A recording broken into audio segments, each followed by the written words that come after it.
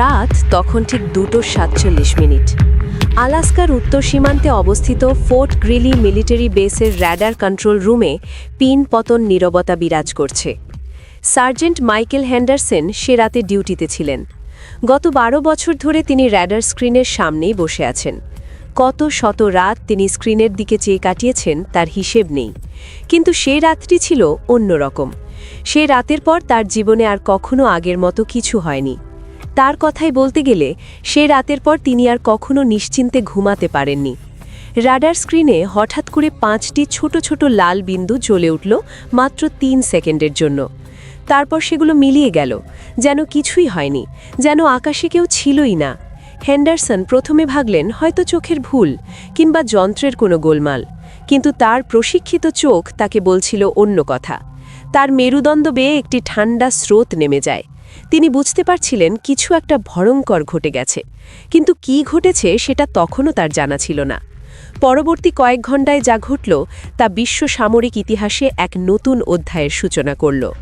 পৃথিবীর বুকে যে দেশে নিজেদের আকাশসীমাকে সবচেয়ে নিরাপদ এবং দুর্ভেদ্য বলে দাবি করে এসেছে, যাদের প্রতিরক্ষা ব্যবস্থা সম্পর্কে বলা হতো একটা মাছিও পারমিশন ছাড়া ঢুকতে পারে না, সে আমেরিকার সামরিক ঘাঁটির ঠিক মাথার উপর দিয়ে দাপট দেখে উড়ে গেল 5টি রহস্যময় যুদ্ধবিমান।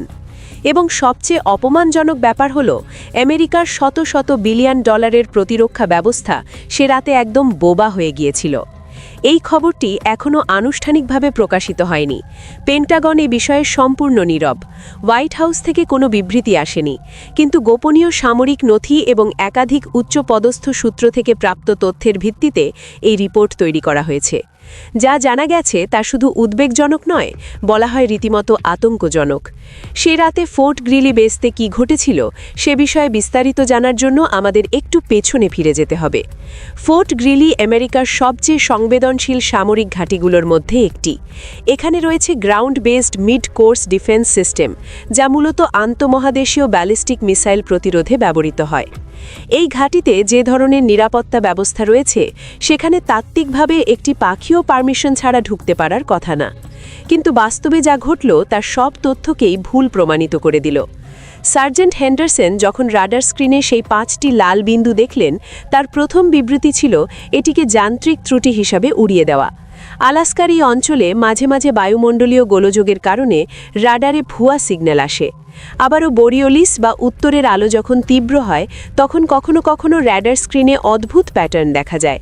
হেন্ডারসন প্রথমে ভাবলেন এটাও সেরকম কিছুই হয়তো, কিন্তু সামরিক প্রোটোকল অনুযায়ী তিনি বিষয়টি তার সিনিয়র অফিসারকে জানালেন। ক্যাপ্টেন সারা মিলার সে রাতে ডিউটি অফিসার ছিলেন। তিনি যখন শুনলেন যে র্যাডারে কয়েক সেকেন্ডের জন্য 5টি অজ্ঞাত অবজেক্ট দেখা গেছে, তিনিও প্রথমে তেমন গুরুত্ব দেননি, কিন্তু প্রোটোকল মেনে তিনি স্যাটেলাইট ডেটা চেক করার নির্দেশ দিলেন। এবং সেখান থেকে শুরু হলো আসল চমক।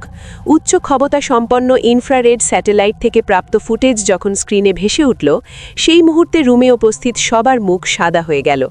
ফুটেজে স্পষ্ট দেখা যাচ্ছিল 5টি বিশাল আকৃতির ফাইটার জেট অত্যন্ত নিচু দিয়ে উড়ে যাচ্ছে, এত নিচু দিয়ে যে তারা রাডারের প্রাথমিক স্ক্যান এড়িয়ে যেতে সক্ষম। এই কৌশলকে সামরিক পরিভাষায় বলা হয় ট্রেন মাস্কিং বা ভূমি আড়াল। পাহাড় পর্বত এবং উপত্যকার আড়াল নিয়ে এত নিচু দিয়ে উড়ে যাওয়া যে রাডার তাদের ধরতে পারে না। কিন্তু শুধু নিচ দিয়ে উড়লেই তো এত সংবেদনশীল আমেরিকার রাডার এড়ানো সম্ভব নয়। আমেরিকার এই অঞ্চলে মাল্টিপল লেয়ার রাডার সিস্টেম আছে, গ্রাউন্ড বেসড রাডার আছে, এয়ারবোর্ন রাডার আছে, স্যাটেলাইট সার্ভেলেন্স আছে। কিভাবে 5টি জেট এত সব বাধা অতিক্রম করে সরাসরি সামরিক ঘাঁটির উপর চলে এলো? এই প্রশ্নের উত্তর খুঁজতে গিয়ে সামরিক বিশ্লেষকরা যা আবিষ্কার করলেন তা তাদের রাতের ঘুম কেড়ে নিল। ইনফ্রারেড ফুটেজ বিশ্লেষণ করলে দেখা গেল জেটগুলো থেকে এক ধরনের ইলেকট্রোম্যাগনেটিক পালস বের হচ্ছিল।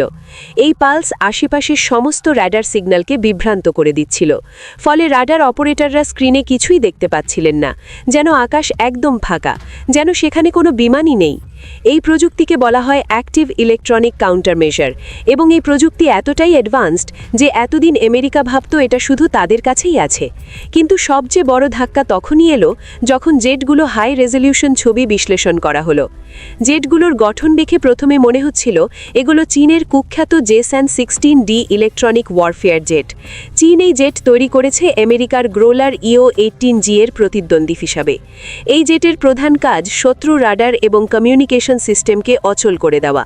কিন্তু এই জেটগুলো চীনের কোনো চিহ্নই ছিল না।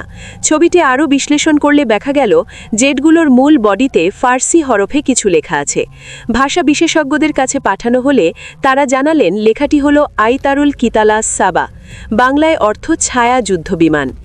এই মুহূর্তে সবার বুকে একটা ঠান্ডা স্রোত বয়ে গেল। এই জেটগুলো ইরানের। ইরান আমেরিকার সবচেয়ে সংবেদনশীল সামরিক ঘাঁটির আকাশে ঢুকে গেছে এবং কেউ বুঝতেও পারেনি। কিন্তু এখানেই গল্প শেষ নয়। সবচেয়ে অপমানজনক এবং উদ্ধত বিষয়টি ঘটল এর পরে। জেটগুলো যখন তাদের মিশন শেষ করে উত্তর আটলান্টিকের দিকে ফিরে যাচ্ছিল, তখন তারা ইচ্ছেকৃতভাবে নিজেদের রাডারে দৃশ্যমান করে তুলল। কয়েক সেকেন্ডের জন্য তারা নিজেদের জ্যামিং সিস্টেম বন্ধ করে দিল। ফলে আমেরিকার রাডার তাদের ধরতে পারল। কিন্তু ততক্ষণে অনেক দেরি হয়ে গেছে। জেটগুলো ইতোমধ্যেই আন্তর্জাতিক আকাশসীমায় চলে গেছে। এই কাজটি কেন তারা করল? সামরিক বিশ্লেষকরা বলছেন এটি ছিল একটি স্পষ্ট বার্তা। ইরান আমেরিকাকে বলতে চাইছিল যে আমরা এসেছিলাম, আমরা তোমাদের সবচেয়ে গোপন ঘাঁটির উপর দিয়ে উড়ে গেলাম এবং তোমরা কিছুই করতে পারলে না। এই সাহস এবং এই উদ্ধতা ইরান আগে কখনো দেখায়নি। এর মানে হলো ইরান এখন এমন কিছু পেয়েছে যা তাদের এতটা আত্মবিশ্বাসী করে তুলেছে। এই ঘটনার পর পেন্টাগনে জরুরি বৈঠক বসল। জয়েন্ট চিফস অফ স্টাফ থেকে শুরু করে CIA, NSA সব গোয়েন্দা সংস্থার শীর্ষকর্তারা একত্রিত হলেন। তাদের সামনে একটাই প্রশ্ন ছিল, ইরান কিভাবে এ প্রযুক্তি পেল? কারণ এ ধরনের অ্যাডভান্সড ইলেকট্রনিক ওয়ারফেয়ার ক্ষমতা তৈরি করতে কয়েক দশক লাগে। ইরানের প্রযুক্তিগত সক্ষমতা এতদিন আমেরিকা থেকে অনেক পেছনে ছিল। তাহলে হঠাৎ করে এই লাভ কিভাবে সম্ভব? উত্তর খুঁজতে গিয়ে গোয়েন্দারা অতীতের কিছু ঘটনার সংযোগ স্থাপন করতে শুরু করলেন এবং সেখান থেকে যা বেরিয়ে এলো তা পশ্চিমা বিশ্বের জন্য এক ভয়াবহ বাস্তবতা উন্মোচন করল। 2 বছর আগে 2025 সালের 15 জুন একটি অদ্ভুত ঘটনা ঘটে। তেহরানের কাছে একটি অত্যন্ত গোপন সামরিক বিমানবন্দরে 3টি অধিকায়কার কার্গো বিমান অবতরণ করেছিল। এই বিমানগুলো এসেছিল চীন থেকে।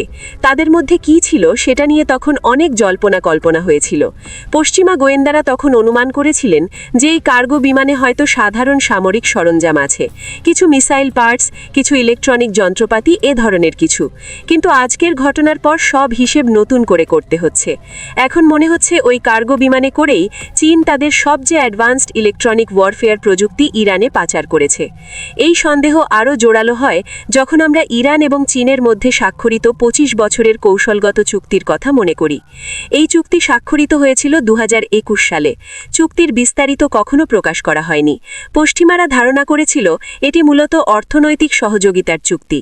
চীন ইরান থেকে তেল কিনবে এবং বিনিময়ে অবকাঠামো নির্মাণে সাহায্য করবে। কিন্তু এখন মনে হচ্ছে এই চুক্তির গভীরতা অনেক বেশি।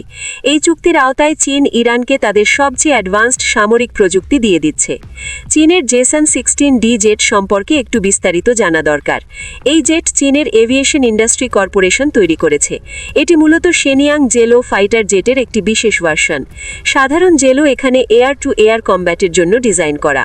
JASSM-16D যেখানে ইলেকট্রনিক যুদ্ধের জন্য তৈরি।